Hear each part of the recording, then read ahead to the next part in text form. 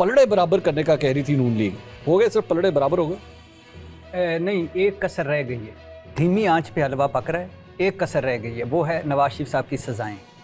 वो सजाएं माफ़ होंगी, वो वापस आएंगे, वो इलेक्शन को लीड करेंगे। इमरान खान जेल में होगा तो पलड़े बराबर, तराजू का पलड़ा बराबर। अस्सलाम वालेकुम। मोहम्मद अज़हर सिद्दीक अपने प्रोग्राम पॉलिटिकल डायरीज के साथ हाजिर खिदमत है।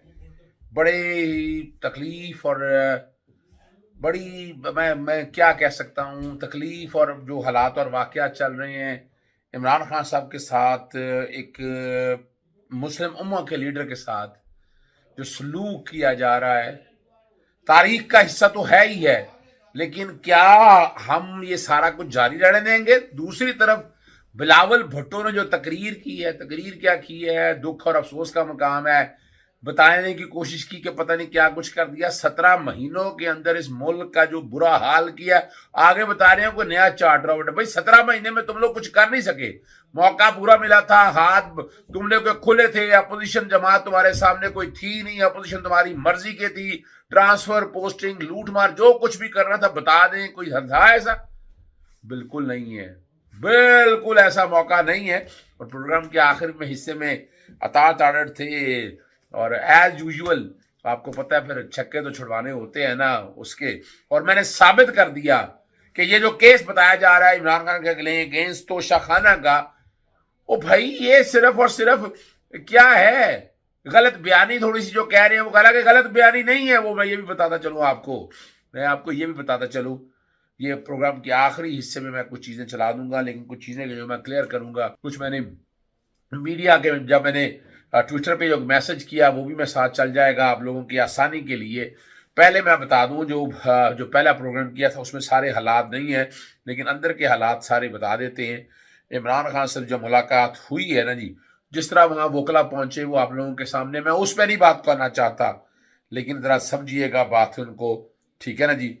कि ना कोई एयर कंडीशन है, ए क्लास तो है ही नहीं वहाँ, सी क्लास है वहाँ पर, और ना एयर कूलर, सिर्फ एक पंखा है, वॉशरूम खुला है जिसका शावर भी खराब है, दिन को मक्खियां होती हैं और रात को कीड़े मकोड़े होते हैं। ये इमरान खान साहब ने वो सारी पोजीशन बताई है। ना ही मोबाइल तक रसाई और ना ही टीवी और ना ही वहाँ अखबार आने दिया देते हैं। रात को बारिश का पानी उनके कमरे में आ गया, छोटा सा कमरा है जिसमें नमाज पढ़ने में मुश्किल होती है, खाने में उनको दाल रोटी मिलती है, लेकिन उन्होंने कहा मुझे इससे कोई मसला नहीं है। इमरान खान ने कहा यहाँ सिर्फ 2 रास्ते हैं, आज़ादी या गुलामी, ये बड़ी बात है। मुझे अगर डी क्लास भी रख लें तो कोई फर्क नहीं पड़ता, मुझे कुरान पाक पढ़ने का मौका मिल गया, लेकिन ये जिस हद तक बदतरीन सलूक कर सकते हैं ये कर रहे हैं। मुझे जानबूझकर एक बार फिर अगवा किया गया कि जब मैंने खुद कहा चलने को तैयार हूं, दरवाजे तोड़कर अंदर घुसे, उनके गार्ड और स्टाफ को भी उठाकर ले गए।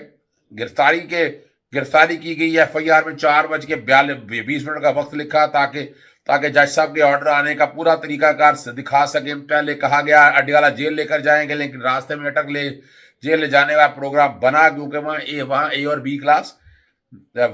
बी क्लास नहीं है। मतलब कानूनी कार्रवाई का कहा, मीडिया को ये सारी हकीकत बतानी है। इमरान खान साहब के जेल के अंदर जो है वो हौसले बुलंद हैं। वो ये गिरने वाला लीडर नहीं है, ये बता दूं। ये सोची बैठे थे ना ये गिर जाएगा, नवाज शरीफ की तरह भाग जाएगा, यानी वो भेजने से उसका पूरा खानदान परेशान था, इससे जो भेजने वाले हैं वो परेशान है। वो ज़हनी तौर पर डिस्टर्ब है कि कैसे मुकाबला करेंगे इमरान खान का, ठीक है ना जी।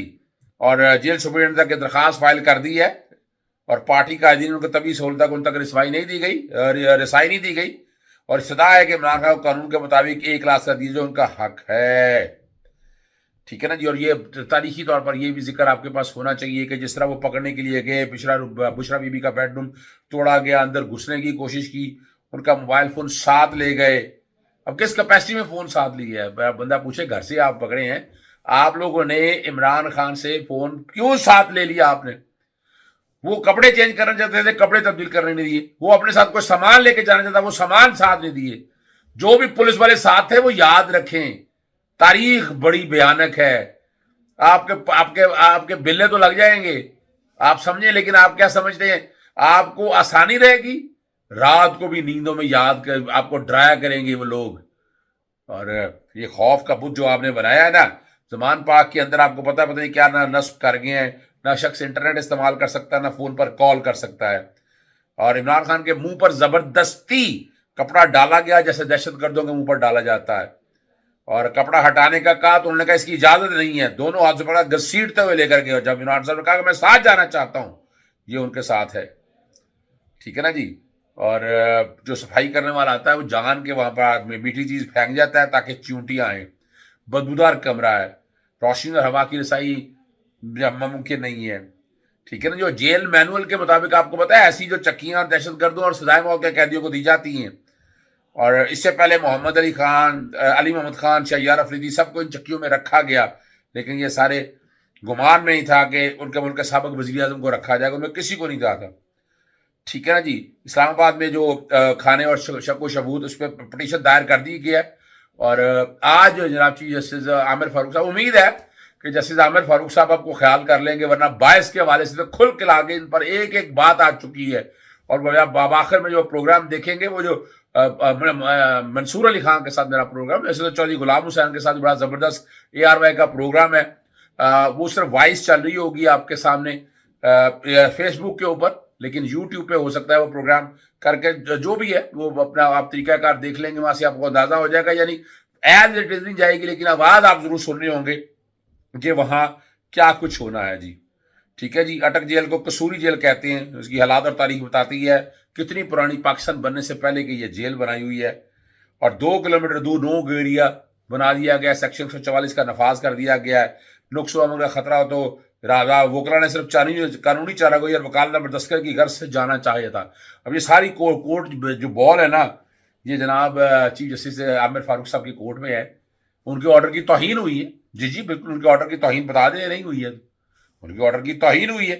और कहा था ना कि पहले जुरिस्डिक्शन तय कर दें, जुरिस्डिक्शन तो तय नहीं की और कन्विक्शन दे दी है उस जज ने, हुमायूं दिलावर। बल्कि मैं तो वो प्रोग्राम में बैठा हुआ था मंसूर अली खान का, मैंने तो कह दिया वो हुमायूं दिलावर तारड़ है, क्योंकि अपना ना जी अताउल्ला तारड़ पूरा बता रहे हैं, अपना तस्वीर खसी कर रहे हैं, क्या हुआ कैसे हुआ, जज साहब की पकड़े वकालत कर रहे हैं। ये तो रिकॉर्ड के ऊपर आपको पता है कि 12:44 पे ऑर्डर अनाउंस हुआ है, 1:10 बजे इमरान खान साहब को पकड़ लिया, सारा कुछ ये रिकॉर्ड का हिस्सा है। कोई ऐसी चीज नहीं है जो रिकॉर्ड पे दस्तयाब नहीं है, आपके पास हर चीज रिकॉर्ड के ऊपर अवेलेबल है। और अब अगली जो बात है, इलेक्शन जो है अब ताखीरी हरबे, वो मैं उसमें बहुत कुछ बता चुका हूँ आपको। पहले ज़रा जो मैंने एक इसके हवाले से जो कहा था कि इमरान खान साहब पे सिर्फ और सिर्फ गलत बयानी के हवाले से एक कहा जाता है वो करप्शन या करप्ट प्रैक्टिस का केस नहीं है। मैं इस पे कॉलम भी लिख रहा हूँ, एक आध दिन के अंदर कॉलम भी बाकायदा छपेगा। सुनिएगा मैंने क्या कहा था, जो ट्विटर पे भी चला हुआ वो सुन लीजिएगा। जैसे आपको पता है कि इमरान खान साहब को गैर कानूनी तौर पर पहले तो उनकी जो गिरफ्तारी है वो लाहौर से गैर कानूनी इस कॉन्टेक्स्ट में, वारंट ऑफ अरेस्ट जो है वो बाद में आया, वो गिरफ्तारी पहले कर ली गई और पंजाब पुलिस ने की है। खानापुरी आप जो मर्जी करते रहे आप, तो आपने तो गैर कानूनी तौर पर ये सारा प्रोसेस किया है। फिर ये अडियाला जेल में लेके जाना था, इनको अटक जेल में किस कैपेसिटी में ले गए, यहाँ हुकूमत पंजाब निगरान वजीर आला या जो वजारत होम है इस्लामाबाद से हमारे वफाकी हुकूमत की, वो बराबर के कसूरवार है उनके अगेंस्ट। और फिर वो आपको पता है वहां पर तो क्लास अपना ए है ही नहीं है, वो क्लास सी है और साहब का वजीर आजम है, तो उनका कैदियों के तौर पर जो सहूलियात है वो तो मिलनी चाहिए। इमरान खान साहब तो डिमांड नहीं करते, लेकिन हम समझते हैं कि वो सहूलियात उनको सारी कानूनी तौर पर वो सहूलियात है वो उनको मिलनी चाहिए। फिर जिस तरह का ट्रीटमेंट किया जा रहा है, मेंटल टॉर्चर दिया जा रहा है, तकलीफें दी जा रही हैं। अब लीडर तो खड़ा है, लीडर ये नहीं है जैसे वो दूसरे लीडर नवाज शरीफ अगर गया था तो वो अटक में गया और फिर आपको पता है निकल भी गया और परेशानी उनको थी। यहां इमरान खान साहब को अटक में रखने के बाद परेशानी उनको है जिन्होंने भेजा है। तो इस हवाले से भी पूरी कानूनी कार्रवाइयां की जा रही हैं और ताकि इमरान खान साहब को एक तो अपना उस जेल में रखा जाए जहां क्लास वो है, फिर उनको तमाम सहूलियात दी जाए, वो क्लास से मिलने दिया जाए। फिर एक जो है ना गरीदा फरूकी ने एक अजीब सा सवाल कह दिया कि जनाब वो तो मिलने नहीं दिया, वो मिलने नहीं गए। बीबी जरा सोच समझ लिया करें, किसने कहा है कि आपको संडे वाले दिन मुलाकात, इतने सबूत आपके पास अवेलेबल होंगे, स्पेशल मुलाकातें होती हैं। फिर आप भूल गए ख्वाजा आसिफ ने खुद कहा था, उनको तो जेल में बैठकर फोन तक हो गए थे, नवाज शरीफ से शहबाज शरीफ के सारे फोनों की फैसिलिटी सारी उनको अवेलेबल थी।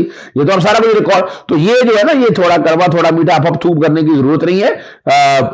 उनका हक है और अवाम चाहती है, अवाम की डिमांड है। जुल्फकार अली भुट्टो साहब के दौर में इतने लोग निकले नहीं, लेकिन अब इमरान खान साहब के दौर में आप देखिए पूरी दुनिया के अंदर जहां एहतजाज हो रहा है वहां ये डिमांड भी की जा रहा है। ये उनका हक है, राइट टू फेयर ट्रायल।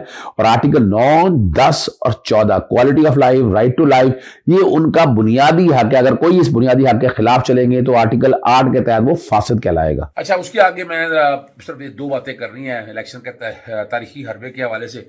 मैंने उसमें बात कर दी है कि इलेक्शन डिले जो है वो क्यों करना चाहते हैं इलेक्शन में, और इलेक्शन ये डिले कर नहीं सकते हैं। लेकिन मैं छोटा सा बता दूं, जो कहा जा रहा है ना मरदमशुमारी की वजह से इलेक्शन डिले में नहीं हो सकते, मरदमशुमारी की वजह से है।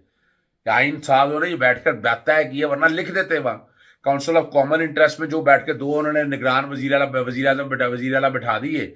उससे तो पहले तो बात है वो पूरी नहीं है, और सुप्रीम कोर्ट बार में पहले बता चुका हूँ वो उसको चैलेंज करने जा रही है। तो सिर्फ और सिर्फ मरदमशुमारी की बुनियाद पर इलेक्शन इल्तवा नहीं हो सकते हैं। आइन बड़ा क्लियर है इसके ऊपर।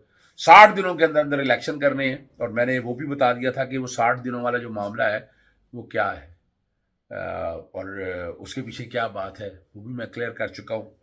टीवी चैनल्स पे वो भी चल चुका है। वो मैंने कोशिश की है, अब वैसे तो औसाफ में भी आए ईसा नकवी के साथ था, लेकिन वो बहुत ज़्यादा हो जाएगा।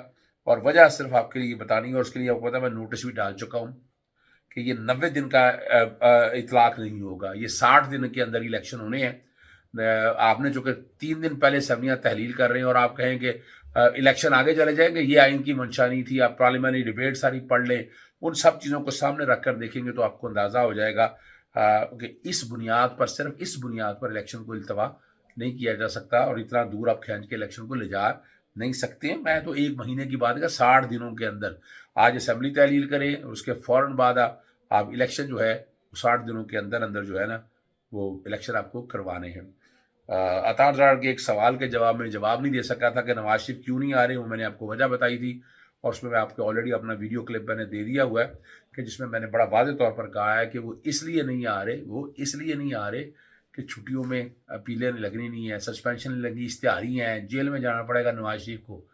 जी, नवाज शरीफ को जेल में जाना पड़ेगा, सस्पेंशन नहीं लगनी है उनकी। तो वो सितंबर के बाद सोचेंगे, और ये इलेक्शन डिले इसलिए भी करना चाहते हैं कि नवाज शरीफ आ जाए कागजात नामजदगी, तो ख्वाबों में ये बैठे रहे।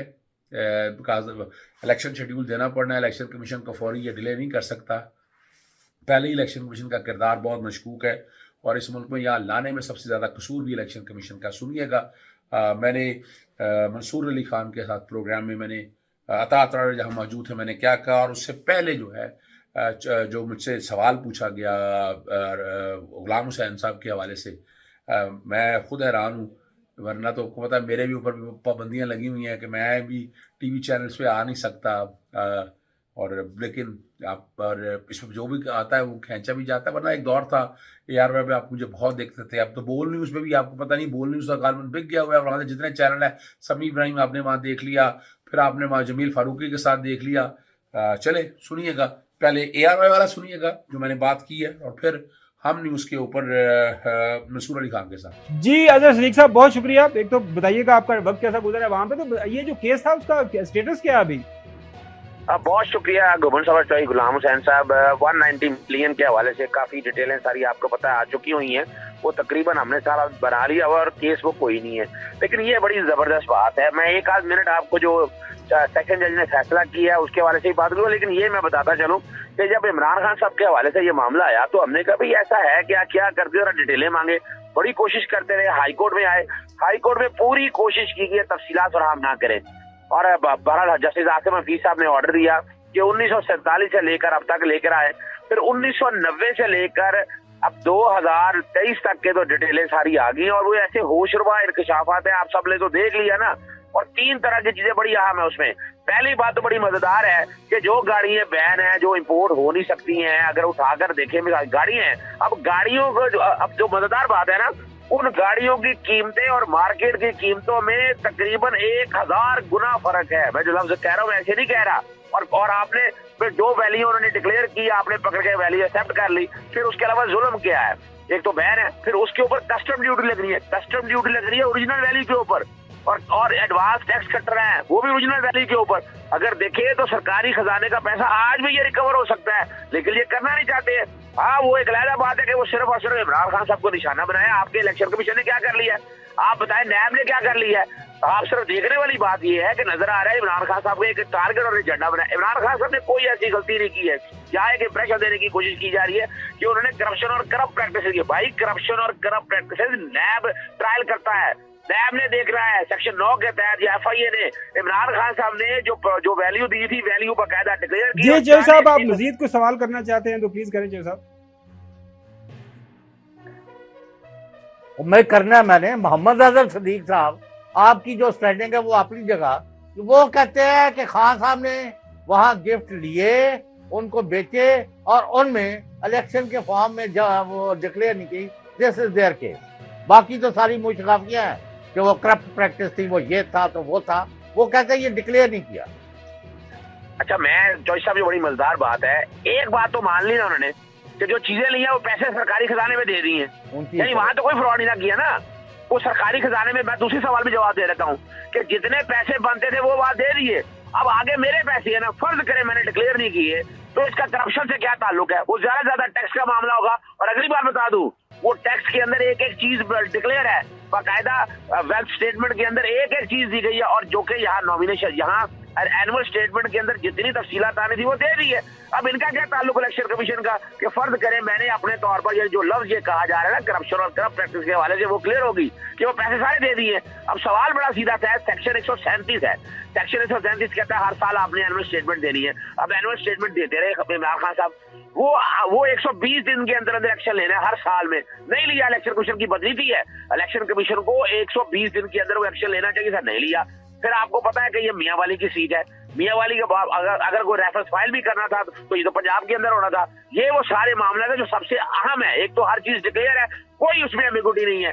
दूसरा जो सबसे मामला अहम है वो है लिमिटेशन का, कि आपने 120 दिनों के अंदर नहीं किया। और ये बदनीति देखिए स्पीकर की, स्पीकर का इख्तियार कोई नहीं है। ये लोग उठते हैं, रेफरेंस फाइल करते हैं स्पीकर के पास, और स्पीकर जो है वो भेज देता है इलेक्शन कमीशन को। इलेक्शन कमीशन तो बात खत्म हो गया, वो तो उसके हाथ से चीज निकल चुकी है। और अगली बात जो है कि बड़ी हैरानगी की बात है कि सुप्रीम इस्लामाबाद हाईकोर्ट में जब मामला आता है कि दायरा इख्तियार तय कर ले, वो दायरा इख्तियार आज तक तय नहीं किया। यानी इस ट्रायल से पहले भी चीफ जस्टिस अपना आमिर फारूक साहब के पास जो पहला फैसला है जो सितंबर 2022 का है इलेक्शन कमीशन का, जिसमें इस्तगासा फाइल करने का कहा गया था, वो चैलेंज किया गया।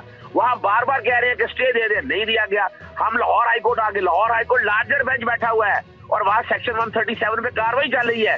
वहां वापस लेने की बात कर रहे हैं यहाँ अगर जस्टिस आमिर फारूक साहब से, वो वापस नहीं देते। और कमाल की बात है, और चॉइस और देखिए, ये भी एक रिकॉर्ड रहेगा, इनमें वकील इलेक्शन कमीशन कौन से चुन के कर रहे हैं? वो वकील चुन के कर रहा है जो नवाज शरीफ फैमिली की है। यानी अमजद परवेज देख ले, मैं अब नाम नहीं ले रहा, शिजाज शौकत साहब देख ले, वो एडवोकेट जनरल पंजाब रहे उनके दौर के अंदर, और इलेक्शन कमीशन चुन के वकील वो ही कर रहा है। नजर आ रही है, ये बदनीति नजर आ रही है। और आज मैं चैलेंज कर रहा हूँ इस बात को, सामने डरने की क्या बात है? अपील जो है फाइल हो चुकी है, सस्पेंशन 5 मिनट का काम नहीं है, फौरी तौर के ऊपर ये सारे का सारा केस चला जा रहा है।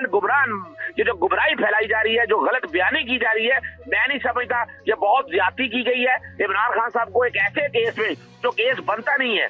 आज ये इस्लामाबाद हाईकोर्ट अपील के अंदर सर्टिफाइड कर देती है तो कौन जिम्मेदार होगा? क्या इलेक्शन कमीशन को उल्टा लटकाया जाएगा? क्या जिन लोगों ने कंप्लेंट फाइल की है उनके खिलाफ एक्शन लिए जाएंगे? आज ये हिसाब होना चाहिए इस बात का। क्या फैसला क्यों आ गया इतनी जल्दी 30 सफात का? और जल्दबाजी का इल्जाम जो आपकी जमात की जानिब से लगाया जा रहा है, वो कहते हैं वैलिड नहीं है, ये पॉसिबल है, बिल्कुल पॉसिबल है। बल्कि इमरान खान साहब को तो आउट ऑफ द वे जाके जो है वो रिलीफ मिले हैं, चाहे वो इस्लामाबाद हाई कोर्ट हो या सुप्रीम कोर्ट हो। अच्छा, वो पता है आपको, हुमायूं दिलावर साहब का नाम पूरा है हुमायूं दिलावर तारड़। जितने फैक्ट्स तारड़ साहब को पता है, क्या हुआ, ऊपर कैसे हुआ, नीचे कैसे हुआ, कौन किधर गया, कौन किधर से आया, फैसला कब लिखा जा रहा था, मैं तो हैरान हो गया। मैं तो बड़ा परेशान हो गया हूँ।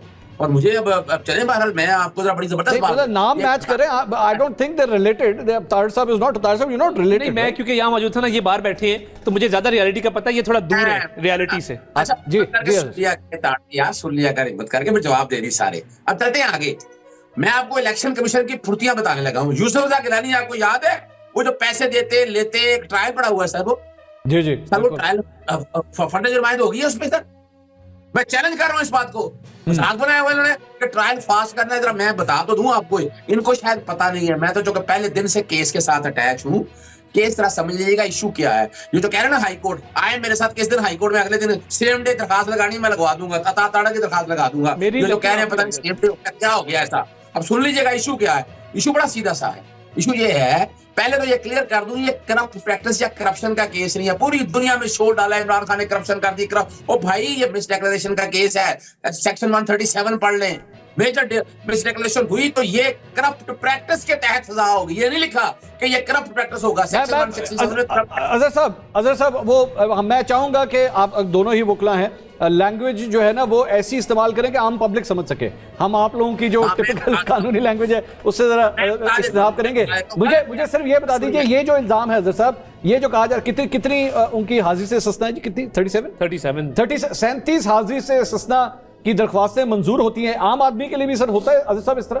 बिल्कुल बिल्कुल। मैं आ जाए, मैं दिखा देता हूं आपको। मैं चैलेंज कबूल कर ले, मैं आपको इससे ज्यादा दरखास्तें दिलवा दूंगा। आप तो भूल गए हैं शायद शहबाज शरीफ की, वो आपको याद है, वो अपना रिमांड पे गए होता था, प्रोडक्शन ऑर्डर आते थे उस पे, इस इश्यू पे ना फिर मैं साबित कर दूंगा इस बात को। फिर मुझे केस बना लेते थे, मैं आपको बड़ी आसानी समझा लेता हूँ आम आदमी के लिए। हाँ। केस ये है कि गलत बयानी की इमरान ने, करप्शन या करप्ट प्रैक्टिस नहीं है। क्या गलत बयानी की है? उन्होंने जो खरीदे हैं ना, जो पैसे दिए हैं वो पैसे बिल्कुल ठीक दिए हैं।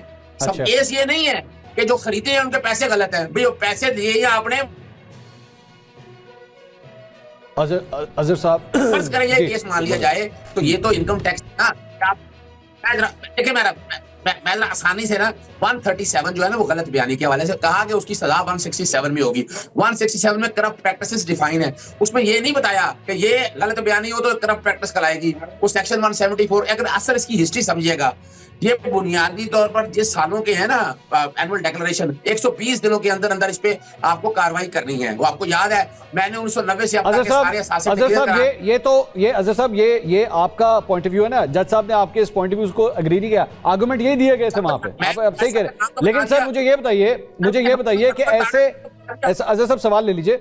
मैं ये कह रहा हूं कि ऐसे गवाह लेकर आना, जज साहब कहते हैं इनका ताल्लुक नहीं है, इनको क्यों पेश किया जा रहा है? पाकिस्तान तहरीक इंसाफ के जो सेक्रेटरी इतलात हैं उनको बीच में डाल दिया गया गवाहों की लिस्ट में। उसके बाद फाइनल आर्गुमेंट्स के लिए वकील पेश ही नहीं हो रहे, ख्वाजा आरिफ साहब आ नहीं रहे, तो आप अपना केस खुद नहीं खराब कर रहे क्या? ना सर मेरी बात सुनिएगा कि जब जज अपनी मर्जी से चुन के लगाया जाएगा, पहले जज को ऐसा क्या हो गया था, एक जज जो छुट्टियों में गया था घर बुला लिया जाएगा, उसको दोबारा बुला लिया जाएगा। वो जज जिसने 5 तारीख को एक अपना कोर्स करने आना है उसको क्यों लगा दिया गया? देखिए अब ये जुबान किसी वक्त जुडिशियल कमीशन बना के सारी तहकीक कर देंगे। मैं आम आदमी को समझाने के लिए 1990 से अब तक के असासे सारे आ गए हैं, गाड़ियां आ गई, गाड़ियां नहीं जा सकती, कस्टम ड्यूटी में फ्रॉड हुआ, टैक्स में फ्रॉड हुआ, छोड़े वो तो वजह ना उनका नाम इमरान खान नहीं है ना। उनका नाम आजकल इमरान खान होता तो वो सारे के सारे इस तरह कटहरे में होते। जी आपने वो सारी गुफ्तगू मेरी सुन ली है, फैसला आपने करना है। इजाज़त चाहता हूँ। अस्सलाम वालेकुम, अल्लाह हाफिज़, पाकिस्तान जिंदाबाद।